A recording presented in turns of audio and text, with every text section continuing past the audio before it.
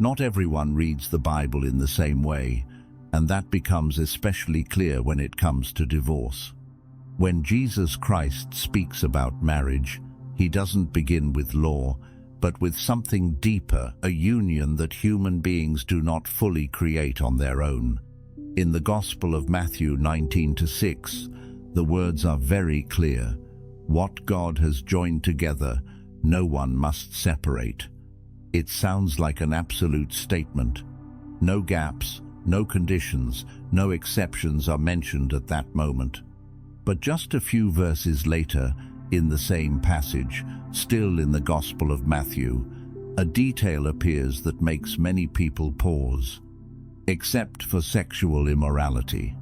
A short phrase, but enough to open up centuries of theological debate. This is where the question begins. If it is something God has joined together, why is there an exception? And if there is an exception, is the earlier statement still absolute, or is it pointing to an ideal that stands above reality? When this passage is placed alongside the Gospel of Mark 10:11-12, the picture shifts. Here, no exception is mentioned. The teaching becomes more definitive, almost leaving no room for any other interpretation. The Gospel of Luke 16:18 follows a similar direction. There is no except clause, no expansion. Just a short, direct statement that feels quite strict when it speaks about divorce and remarriage. Three texts speaking about the same subject, yet not completely identical. This makes reading the Bible no longer as simple as pulling out a single verse and applying it directly to life, as if everything were clear from the beginning. Some believe the exception in the Gospel of Matthew reflects the specific circumstances of the Jewish community at that time, where issues of marriage and laws related to purity were emphasized in a very particular way. Another perspective sees the phrase "except for" as an inseparable part of Jesus Christ's teaching, and therefore carrying a universal meaning, not limited to a historical context. The difficulty lies in the fact that the Bible does not explain itself in a simple, straightforward way. These small differences between the Gospels force the reader to pause, to reflect, and to accept that there is not always an immediate answer. Reading a single verse in isolation can easily lead to extreme conclusions, either a complete prohibition or permission in every case. But when all the texts are placed side by side, both of those interpretations begin to feel incomplete.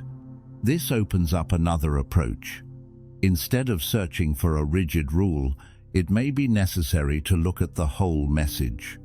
Not just the words, but the direction the teaching is pointing toward, even when it does not resolve every specific situation. At this point, the issue is no longer simply, is divorce allowed or not, but how marriage is understood from the very beginning. If marriage is something God has joined together, then it carries a meaning that goes beyond the decision of two individuals. At the same time, the presence of an exception is also a reminder that human reality is not perfect. There are situations where brokenness cannot be avoided, and Scripture itself does not remain completely silent about that. In the end, even within the Bible, this question is not simply black and white. It invites the reader into a wider space where law, circumstance, and the deeper meaning of the teaching all exist together and are not easily separated.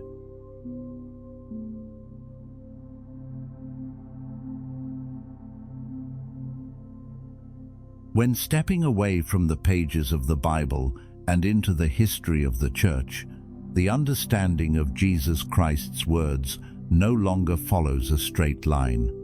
It develops over time, shaped by context and by how each tradition faces human reality. In the Catholic tradition, marriage is not just a commitment between two people. It is understood as a sacrament, a sacred sign that reflects the faithfulness of God. Because of this, the principle of what God has joined, no one must separate, is held very firmly. In this view, civil divorce may exist in society, but it does not end the spiritual bond that has been established. This creates a clear gap between civil law and the theological meaning of marriage. However, Catholicism does not completely close every door. The concept of annulment appears as a way of looking back to the beginning. If a marriage lacked the necessary conditions from the start, it can be considered as never having truly existed. This is not a way of bending the rules, but a process of discernment. It asks not whether the marriage has broken down, but whether it truly existed in its full meaning from the very beginning. In the Eastern Orthodox tradition, marriage is still held in a very high regard as a sacred reality, but the approach changes when facing brokenness in real life. Here, the idea of mercy is not just an abstract concept. It becomes a pastoral principle, allowing divorce in certain cases such as adultery or serious breakdown that cannot be restored.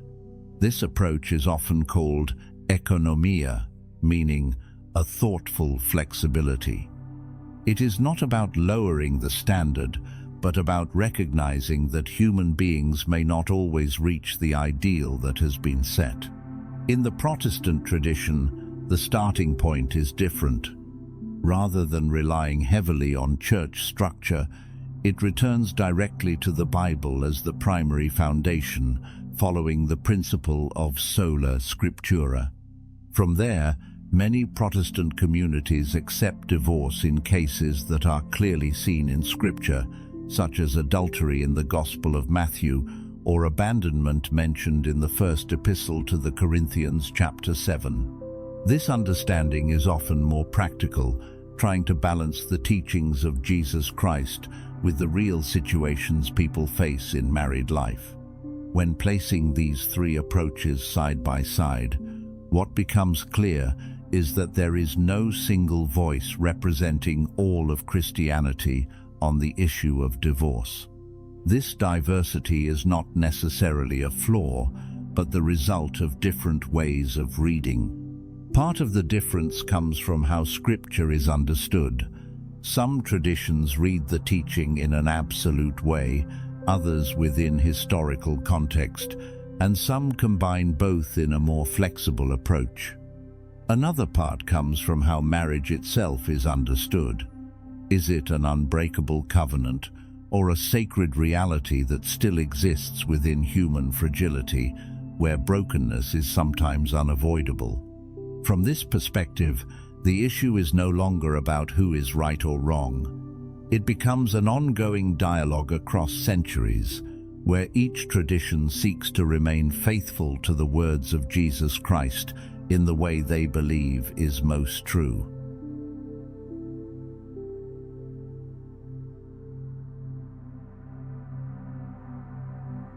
When reading the words of Jesus Christ about divorce, the issue does not stop at the surface of the text. What matters is how he speaks about the law in general. He does not just keep the law, but consistently takes it deeper, moving from outward actions into the inner life of a person. In many cases, Jesus Christ does not reject the old law, but makes it more demanding. It is no longer just do not do wrong, but a call to look at why a person even desires to do it in the first place. Applied to marriage, the phrase "do not separate" is no longer just a rule. It becomes an invitation to reflect on how people enter into a relationship and how they sustain it over time. In theology, marriage is not only a bond between two individuals. It is understood as an image of the covenant between God and humanity, a relationship grounded in faithfulness, even when one side is not perfect. This helps explain why the teaching on marriage carries an absolute tone. not because human beings are always capable of fully keeping it, but because it reflects something beyond what humans can achieve on their own. But when returning to real life, the question appears in another way. If it is such a high ideal, where do those who fail to reach it stand within the whole picture? Understanding it as a strict prohibition makes things clearer in terms of boundaries. It creates a concrete standard, easy to apply and easy to judge. But at the same time, it risks overlooking the circumstances and complexity of each individual life. On the other hand, if it is understood as a revelation about love, then the focus is no longer on whether a rule has been broken. It shifts to a deeper question: how is a person loving, and does that love reflect what Jesus Christ is pointing to? The challenge is that these two ways of understanding do not completely cancel each other out. A teaching can both set a standard and open a path. The difficulty lies in holding both without losing the meaning of either side. In reality, people often fall into one of two extremes, either holding the law so tightly that there is no room left for mercy, or emphasizing mercy so much that the standard nearly disappears. Meanwhile, the message of Jesus Christ often lives in the tension between those two, not lowering the truth, but also not abandoning people when they fail to reach it. This is what makes the phrase, "do not separate," no longer a simple answer. It becomes a point of tension, where ideal and reality collide directly in each person's life. From this perspective, theology is not just about determining right or wrong.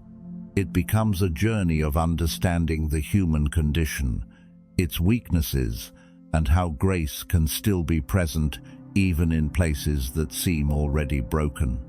A marriage may fail according to the ideal standard, but that does not automatically define the full value of a person in their relationship with God.